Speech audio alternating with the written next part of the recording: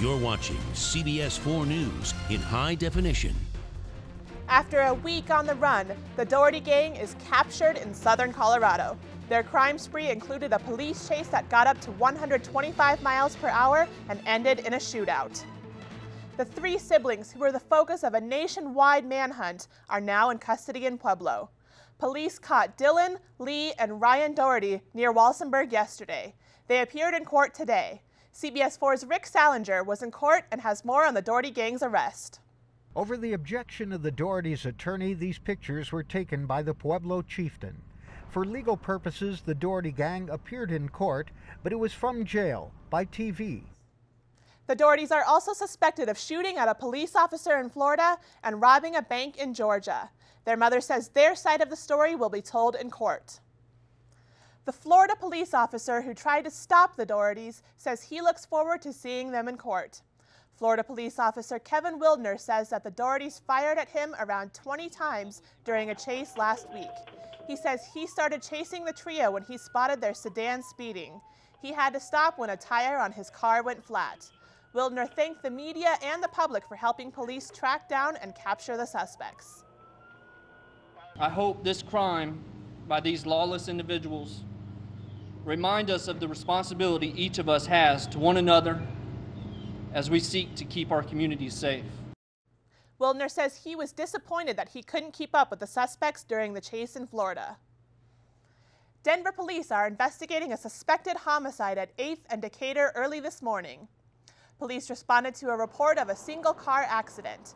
When they arrived on the scene, they found the car crashed through a fence, a dead body behind the wheel. When they examined the victim's body, they discovered that he had been shot. The victim is 24-year-old Manuel Amado Rojas of Denver.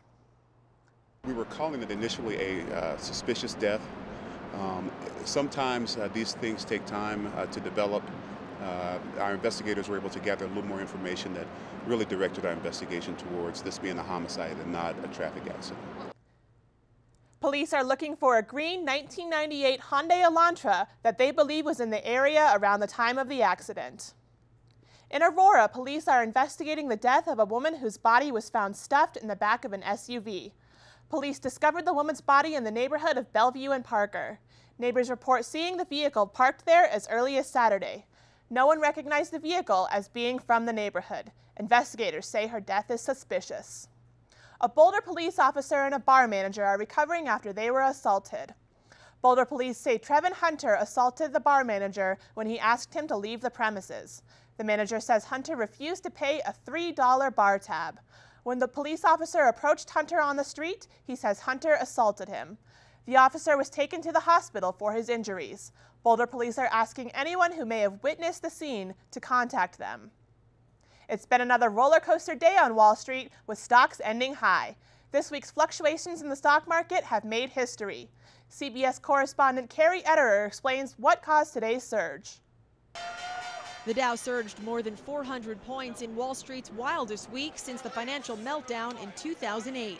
Good news from the Labor Department sent stocks higher. Application for unemployment aid last week fell 7,000. The latest Bloomberg Consumer Comfort Index shows consumer confidence fell to its lowest level since May. It's just 5 points shy of the record low hit during the financial crisis 3 years ago. New foreclosure filings in Colorado have fallen 28% this year. The Colorado Division of Housing says foreclosures are down to about 15,000 this year. Last year at this time, they were at more than 21,000. The division says banks are processing foreclosures more slowly. They also said fewer people are getting behind on payments. Denver Mayor Michael Hancock is giving his top employees raises. Hancock is paying his 39 appointees almost $1 million more than his first year than Mayor John Hickenlooper. Hancock's chief of staff says the employees are facing increased fiscal responsibilities. Increasing winds have doubled the size of the Cosgrove fire. The fire is burning on 900 acres on the western slope near Grand Junction. It grew almost 200 acres overnight. Crews have closed Rocky Mountain Road. They're working on buffer zones to keep the fire from spreading. The Broncos Stadium could see a big name change if the team partners up with another Colorado company. The big Invesco sign on the stadium could be coming down. Sports Authority wants to see its name there instead. Broncos fans have never been fond of the Invesco Field at Mile High name. They may have to get used to Sports Authority Field at Mile High. Many of them say that no matter what the signs say, it'll always be Mile High Stadium. I love the new stadium, but I still call it Mile High. It wouldn't matter to me. I know business is business, but hey, I still call it Mile High no matter what. Englewood-based Sports Authority wants to pay $150 million to change the name of the stadium. They also want to put millions of dollars into improvements to the facility. They say it's their way to give back to the Colorado community.